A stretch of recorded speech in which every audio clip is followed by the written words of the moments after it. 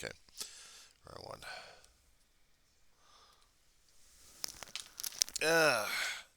It's 1:27 in the morning, West Coast time. Still the 3rd of December 2023 for a Sunday morning. What's going on, guys? Not quite cold.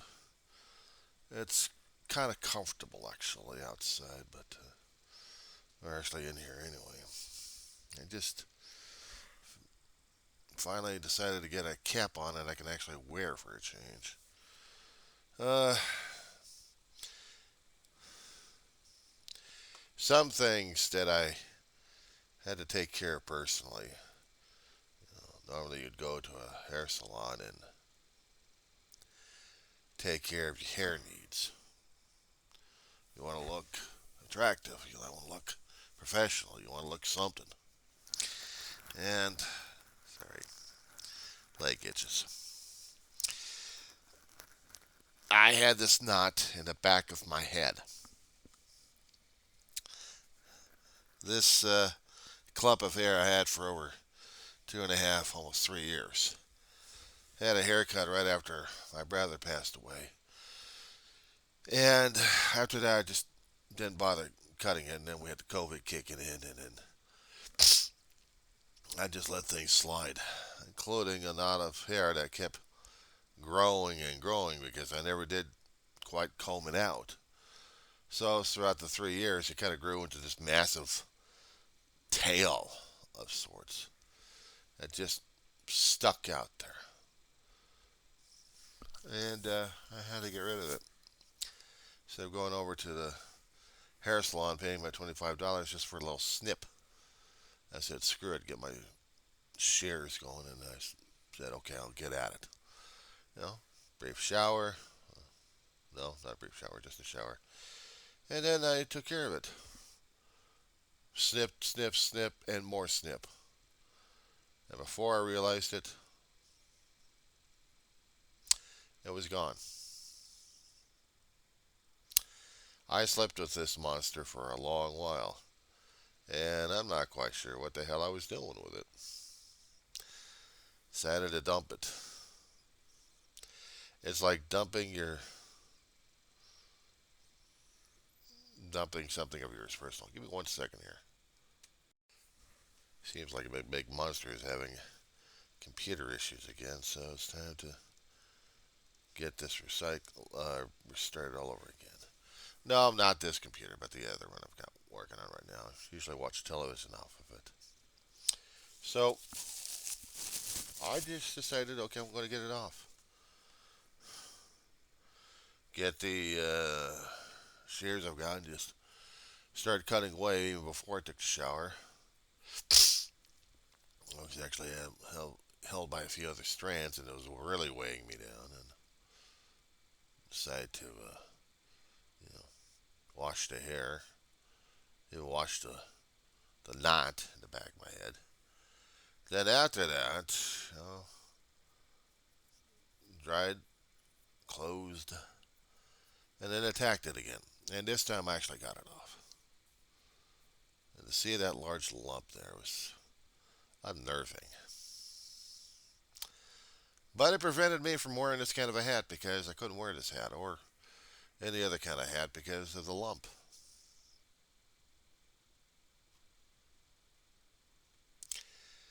Yesterday I was also having an attack, more of it, concerning about the grieving in the morning and everything else I had to deal with.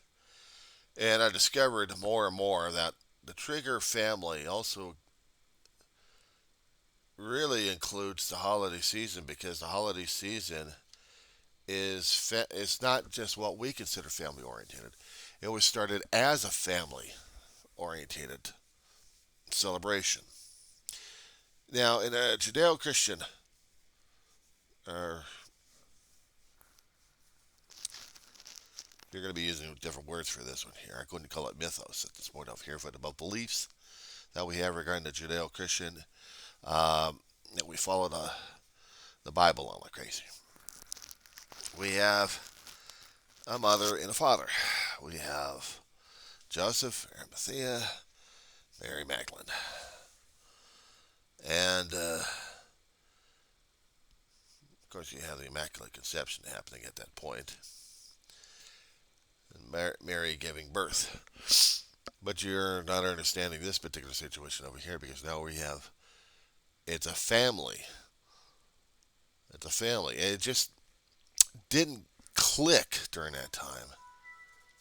That's my computer warming up. It didn't click during that time. Why this thing was kicking my ass so much? Because I had placed a lot of value on the loved ones I've lost, and a lot of people I cared about, including family, and everything else happens to deal with that word, family. Anything related to it, remotely related to it, family. It can be a group of ad hoc people, and they still call themselves a family.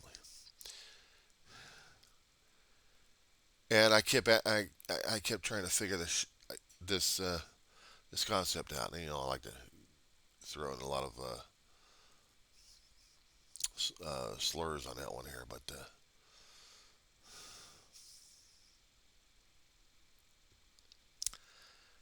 this holiday season, I just can't find the curse words to use on this one here.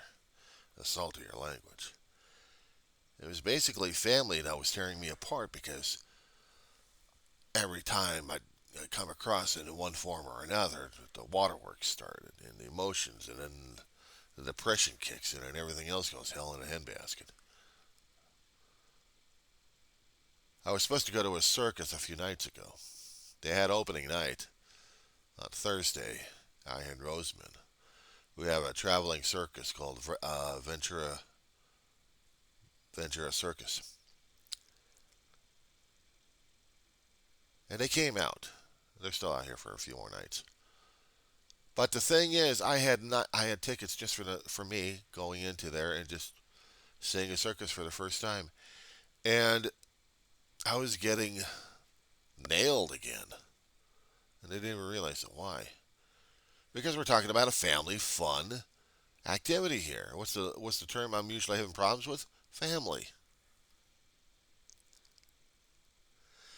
Now you probably think it's crazy. It's why is he going through this? Why does this matter to him? Because I'm mourning my family to a point where I'm tearing myself apart left and right on this. And I'm not making any apologies for it. I am tearing myself apart, and I can't get past this damn thing. I've had a few people try to tell me, just get past it, you'll get past it, you'll get past it. I'm like, no, you don't. You don't get past this.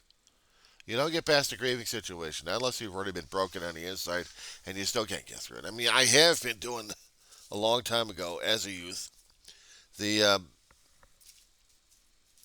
rid of this stuff here. I tried to be the brave guy. I tried to be brave about everything. Everybody wants me to be a big boy, and well, I'm not talking about large size, but brave and this and that, and all those people I counted on for support, start dropping off left and right. So you have to keep putting up the veneer all the damn time. You have to put up all the supports that you feel, and then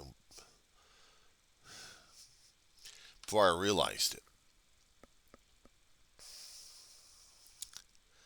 everything I had was revolving around family, or to the concept of it. We had a group of people that I cared a great deal about, and suddenly they're no longer there in my life. Yeah, you kind of, I grieved about it, but I had to hold it in all the damn time.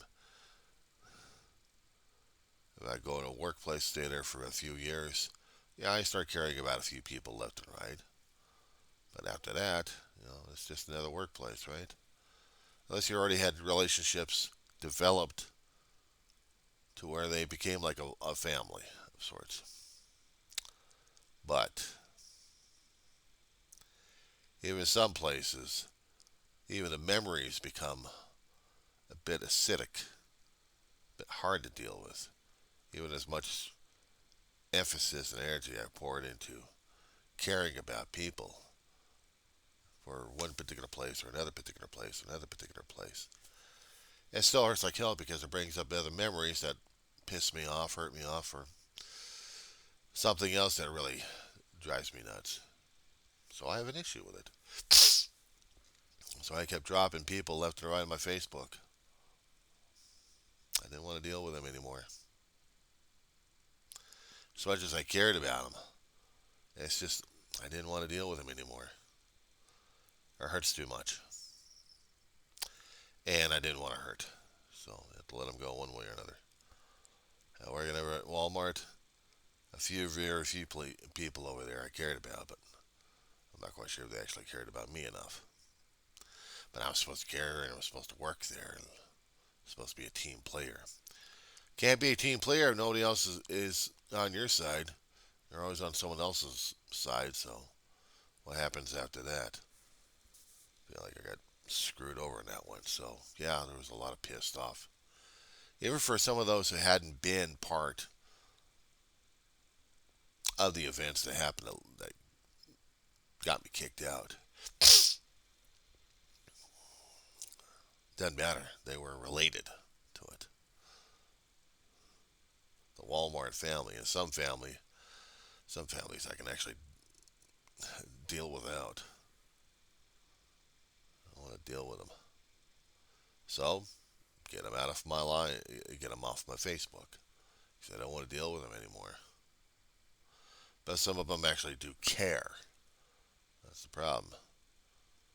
And they do care, and it makes me care about them, and I still get the triggers sometimes.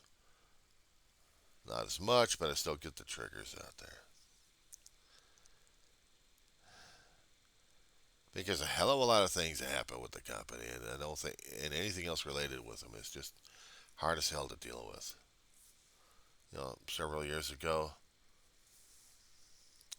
into town here, we had the pot dispensary happening up and down the place. The storefronts that used to have businesses became pot shops. The medical marijuana dispensaries, they called them. Yeah, well, when you happen to see someone from your former workplace, and I did, we had talking. He no longer worked there, and then we mutually parted because he was in a hurry. He was in a hurry. I was just passing through. The thing is, I also felt something about it. What I was feeling was the memories and the hardship and the other crap I was feeling. Not towards him, but towards the company that he used to work for. We both worked for. And it hurt. It got me triggered with the PTSD. So it doesn't matter if it was family or not, whoever I was associated with was still being part of that. It's hard to sell when you're dealing with PTSD because sometimes you have to really identify which one is going to be triggering you left and right. It's like dealing with a pain in your foot, except the pain may not be under the skin. It may be a bit of a burr in your sock. I'm almost getting to that point right now on my left foot. But just feeling about it, just talking about it, is driving me nuts.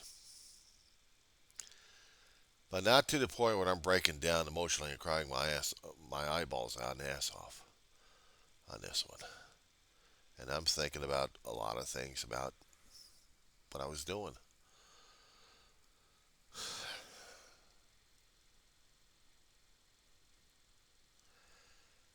I see the events happening around. I see the subject matter of family. I see the subject matter of how it affects me. Some people, some groups of people, some groups of families, they come into your life and then leave your life, make an indelible mark on you. Some for good and others forgettable. Some families you just don't want to forget. In losing my own immediate family, I could not put up the brave face. And I did break. I still tried to put up the brave face because that's how you're supposed to do. You're supposed to get out of yourself, supposed to get into service of others. But sometimes that's not enough. That's usually hiding from the damn shit. And that's what I've been doing, is hiding from it.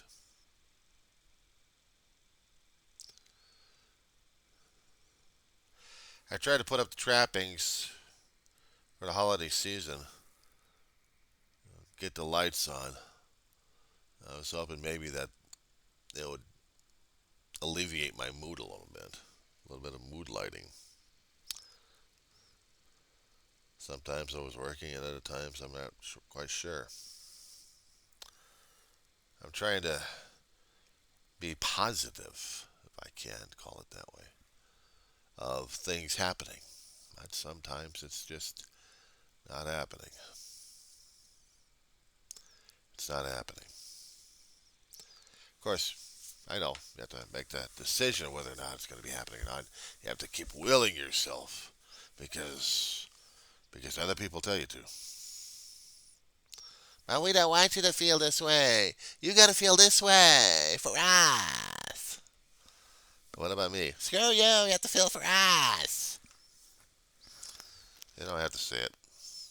They demonstrate it. Even when I have to deal with the comments of well-wishers on the videos, they're going to tell me that they don't want me to feel sad. They want me to be happy because they want me to be happy for them or about them or something like that. They'll go, no, that's not it. I'm like, yeah, it's exactly it. It's exactly it at this point over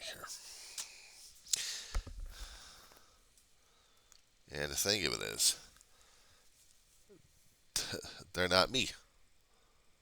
They're not me. Of course, I'd be called Cryberry. I was called Cryberry. Not Princess Cryberry like other people would have called me back then in my youth. It was bad enough when I had a mother and a general physician trying to gang up on me. Actually, a pediatrician ganging up on me. Marianne, what's wrong with him? He's crying. He's freaking out. I don't like this. He's got to settle down, otherwise we're not going to do this. We're not going to be able to do this shot or blood work or whatever. He was always on my ass. And MI had to be on my ass for a little bit, just to pretend. Because she wanted Stopek to take care of me. And in order for me to be looked at by Stopek, I had to be the quote-unquote brave boy. Yeah. You played a damn game, but you still hurt like a son of a bitch afterwards. You still deal with the blood work. You still deal with the blood pressure rising left and right. A friend of mine recently called, made a suggestion. I probably talked about this on any of the other videos. I probably did. About having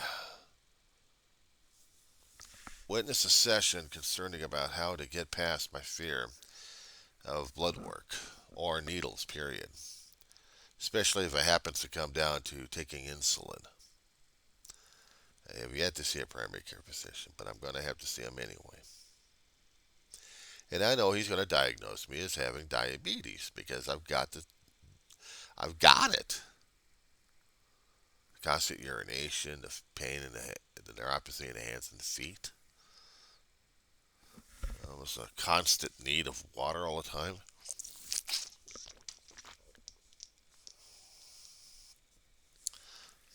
I have a family history. So yeah, type 2 runs in the family. The obesity. Not the stress levels, but they're probably in there anyway. The hypertension. Well, the hypertension is usually when I go into the doctor's office, and that's when it really shows. and that I have to take care of. But that's part of it.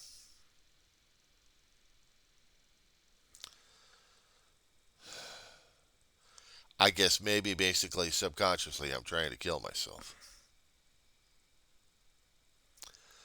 I'd seen how my mother and my brother did it, but I'm still trying to live life. Granted, I am not out there happy and joyous and free at this point over here. I'm not smiling like crazy and enjoying things left and right because I'm still a miserable, sorry son of a bitch right now. And I'm not making any excuses for it. And I'm not going to follow someone else's advice and say, well, you have to be this way for me. And who the hell are you? Well, I'm this person here, okay? What are you to me? Well, you selfish, self-righteous bastard. Yep. The thing is, sometimes they're right to a point. They're corrected to a point where, yeah, if I'm going to be getting out of myself and into service of others, and I have to be a robot at that point.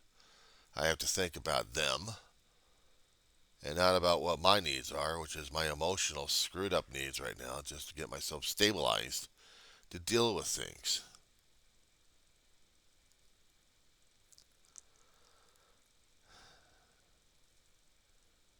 The thing is, I I had never put myself in this kind of situation all through my life. I never even realized it. I had to keep myself locked down all the damn time because I had depended upon family. I had depended upon family for the support. But once you lose families left and right, it's kind of hard to form new ones or be part of new ones because of the old ties. And the old ties are still tearing my ass apart because they are memories, shadows, and dust. This is how it's going right now. So I missed a parade several hours ago. Santa Claus was coming through Roseman down one street. And he's going to be coming back in another week or two. He's going to be doing the drive-bys, going to ho ho ho and be escorted by Chipper Sheriff's Department. And he's going across the whole town, crisscrossing most areas, and trying to spread the Christmas cheer. Brings me back to the hat, because that lump of hair that I got rid of, I can finally wear this damn thing. Let me just get the damn thing working here. Somewhere, there's a switch in there somewhere. I'm supposed to push on the damn thing and it's supposed to work. So, I don't know. Feel the controller right here.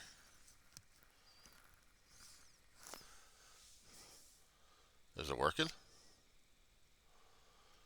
I look like a damn flashing cop. Cop's light here.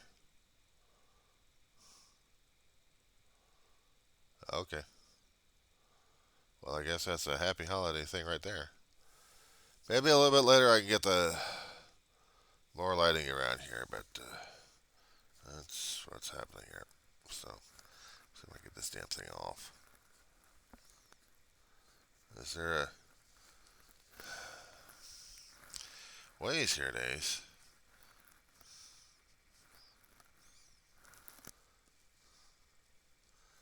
I don't even know what I'm doing. Hell with it.